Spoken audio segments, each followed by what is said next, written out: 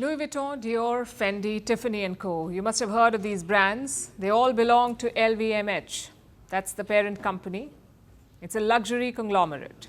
And it is run by this man, Bernard Arnault. He is the CEO of LVMH. He is the world's fifth richest man, and this is his net worth, $190 billion. We'll come back to that later, but first, let's talk about his recent call.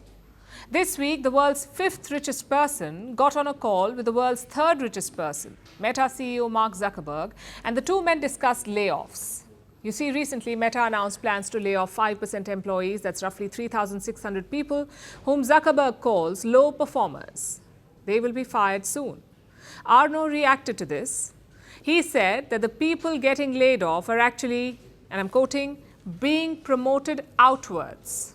That's what he said. Promoted outwards. Remember, this is the LVMH top boss. He's talking about people losing their livelihoods in an instant. And he's calling this turn of fate an outward promotion. What a way to make up a silver lining.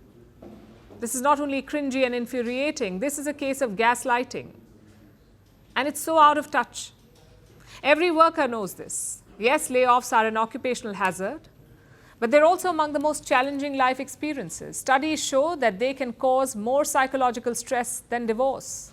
They can cause physical health issues. They can change family dynamics. They can alter your sense of self. Yes, layoffs affect different workers differently, but they can upend your life. And one thing can make it even worse. When a top boss, the world's fifth richest man, calls it an outward promotion. Like I said, it is cringy. But this is not just about Bernard Arnault or LVMH. We saw this with Salesforce as well, when the company laid off 8,000 staff, but their CEO took a 10-day trip to French Polynesia. He called it a digital detox. We saw this with Twitter too. It fired employees in the middle of the night by signing them out of company accounts.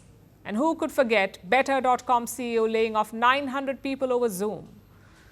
These are different experiences, but they have something in common. They're all tone deaf.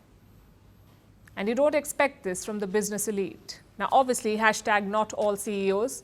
And we get that being the boss is not easy. You have to take tough calls. You have to fire people. And this is a tricky area. There is no good way to tell someone that they are being let go. So there is a huge scope for faux pas. And this scope only increases as the disconnect grows. Bosses have always made more money than workers. But this gap between CEOs and employees is growing dramatically.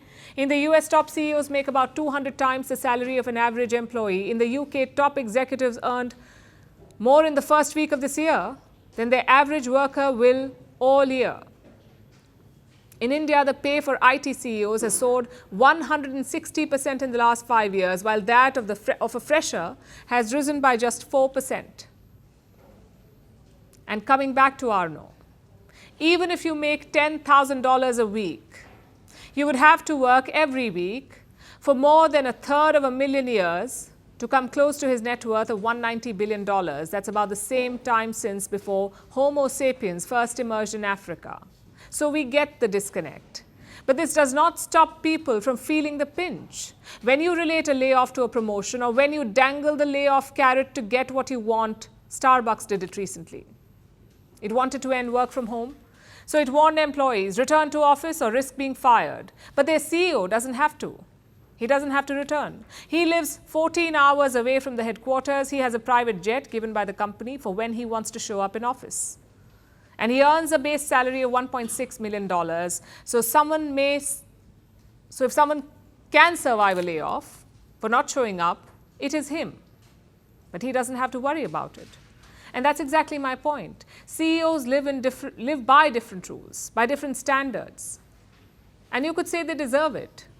Of course, they've worked for it. They run massive companies, but their offices are not ghost towns. Layoffs impact company sentiment, and a company depends on employee performance. This performance improves by keeping employees happy. Even an intern would know that. Happy, secure employees are profitable for companies, so it makes economic sense to handle layoffs with care. It also makes common sense.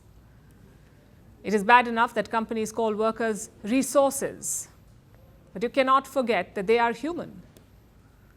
Even if you cannot relate to a worker living paycheck to paycheck, you can have genuine human empathy for them while you're demanding work from them, and more so when you're letting them go. Tune into Firstpost for our special budget coverage tomorrow. We'll be tracking the finance minister's speech in the morning, the key announcements, the big policy changes, and the major reactions. Also, don't miss the special budget edition of Vantage at 9 p.m. tomorrow.